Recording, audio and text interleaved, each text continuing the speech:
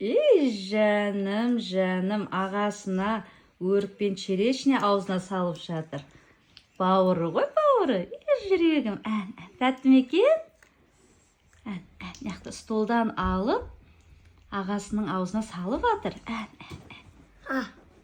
Әпшесіне бере ме екен? Козайым, сен сұрап көрші. Аликош, жаным. Мына, бала-шаға көп болса, осылай бауырмашыл болады, Мамаштай нас кеппин. Еще Марғоштайға әпшесі носочегін әкелді. Жаным. Козайым, мына жер беркеш, козайым. Мына жеріңе ұшық шығып қапты. Алдына козайым қатты ауырған еді. Вот ұшық шығыпты.